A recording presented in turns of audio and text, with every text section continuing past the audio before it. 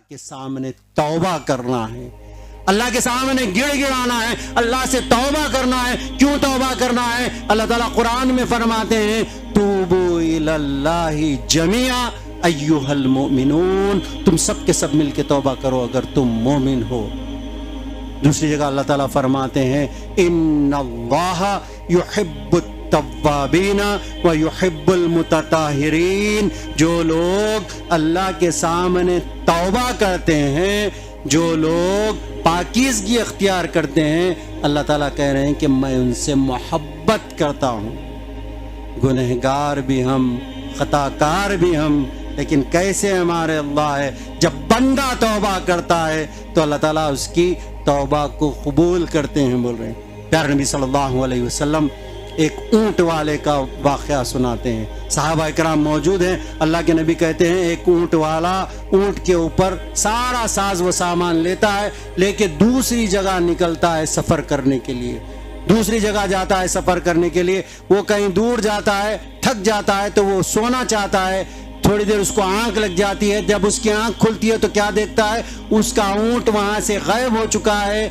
और वो देखता है कि ऊँट मेरा नहीं है, वो ऊँट को तलाश करता है, ढूंढता है, चीखता है, चिल्लाता है, हाय मेरी सारी की सारी दौलत ऊँट के ऊपर चले गई, मैं मेरा ऊँट गुम गया। वो चीखता है, ऊँट को ढूंढता है, लेकिन ऊँट उसको नज़र नहीं आता। फिर थोड़ी दूर और जाने के बाद वो रात होती है तो सो जाता है। जब सो जाता है तो जब सुबह सुबह उठता है तो क्या देखता है कि ऊँट उसके करीब में ठहरा हुआ है और मुंह से कफ छोड़ रहा है।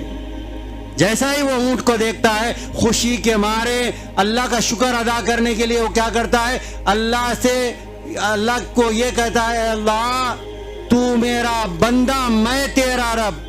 उसको ये कहना चाहिए था अल्लाह तू मेरा रब मैं तेरा बंदा, लेकिन खुशी के मारे उसके अल्फाज उल्टे हो जाते हैं। वो कहता है अल्लाह तू मेरा बंदा मैं तेरा रब। प्यारे नबी सल्लल्लाहु अलैहि वसल्लम के ऊपर अल्लाह ताला इल्का फरमा के कहते हैं ऐ अल्लाह के नबी अपने उम्मतियों से कह दीजिए अगर कोई बंदा जब अल्लाह के पास तौबा करता है तो अल्लाह ताला को उससे ज्यादा खुशी होती है जिस तरीके से गुमे हुए ऊँट वाले को ऊँट मिलने पे खुशी होती है। जब कोई बंदा अल्लाह के हुजूर में तौबा करता है तो अल्लाह ताला को उससे ज्यादा खुशी होती है।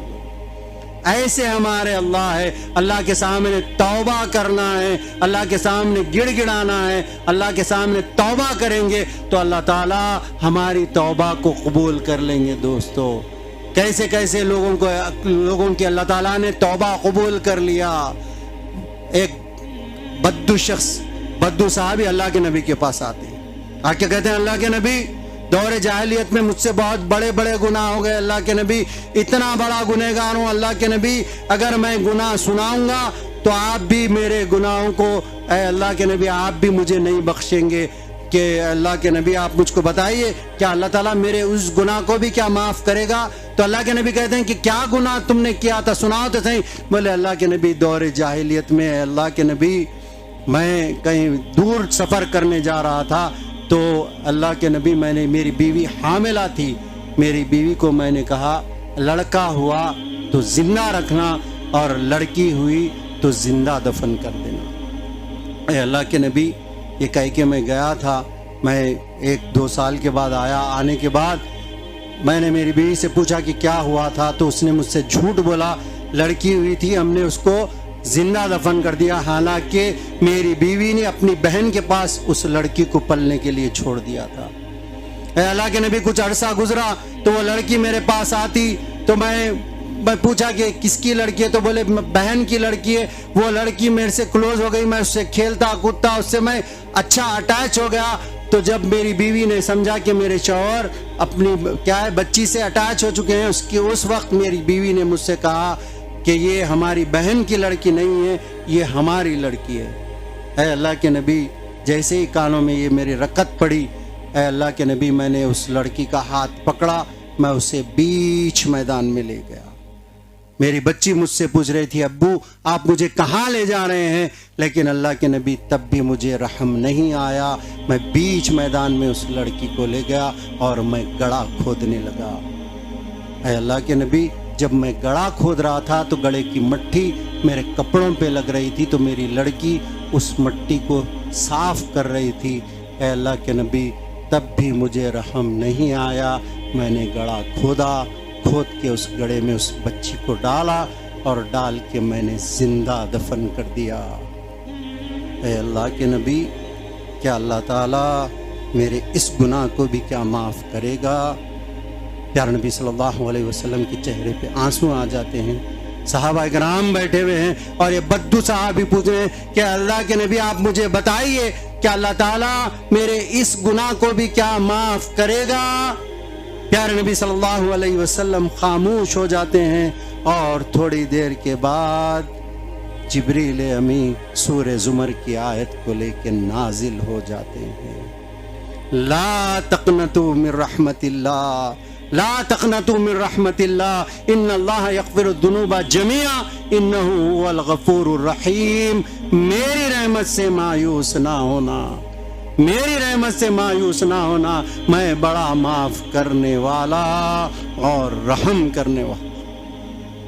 ایسے ہمارے اللہ ہے، ایسے ہمارے اللہ ہے۔ گناہوں کے اوپر اگر ہم توبہ کریں گے تو اللہ تعالیٰ ہمارے گناہوں کو معاف کر دیں گے۔ ابھی بھی ہمارے پاس وقت ہے، رمضان قریب آ رہا ہے، ابھی بھی توبہ کیجئے۔ جتنے گناہ ہو گئے دوستو، جتنے گناہ ہو گئے، لیکن اللہ تعالیٰ بڑے معاف کرنے والے ہیں۔ اللہ تعالیٰ سورہ فرقان کی آیت اگر یہ دل میں اتر گئی تو آج ہم تمام لوگ یہاں پر بیٹھ کے توبہ کریں گے اور انشاءاللہ نیک و صالح عمل کرنے کا ارادہ کریں گے۔ سورہ فرقان کی 70ویں آیت میں اللہ تعالیٰ فرماتے ہیں مَن تَابَ وَآمَنَ وَعَمِلَ عَمَلًا صَالِحًا فَأُولَئِكَ يُبَدِّلُ اللَّهُ سَيِّئَاتِهِمْ حَسَنَاتٍ۔ کیا پیاری آیت ہے۔ جو لوگ اللہ کے سامنے توبہ کرتے ہیں، جو لوگ ایمان لے کے آتے ہیں، تو اللہ تعالیٰ کہہ رہے ہیں کہ میں اس کے سارے گناہوں کو نیکیوں میں تبدیل کر دوں گا۔ بولے کیسے ہمارے اللہ ہے؟ جو لوگ ایمان لے کے آتے ہیں، جو صالح عمل کرتے ہیں، کیا ہے اللہ کے سامنے اگر توبہ کریں گے، صالح عمل کرنے کا ارادہ کریں گے، اللہ کے سامنے توبہ کریں گے، فَيُبَدِّلُ اللَّهُ سَيِّئَاتِهِمْ حَسَنَاتٍ، اللہ تعالیٰ سارے گناہوں کو نیکیوں میں تبدیل کر دیں گے۔ بول رہے ایسے ہمارے اللہ ہے۔ ایسے اللہ کے سامنے ہم تمام لوگوں کو چاہیے کہ اللہ کے سامنے دعا کریں، اللہ تعالیٰ ہمارے گناہوں کو معاف کر دے۔ اے اللہ جتنے گناہ ہوئے ہو گئے، اے اللہ جتنے نمازیں چھوٹی، اے اللہ آج کے بعد انشاءاللہ ہم نماز نہیں چھوڑیں گے۔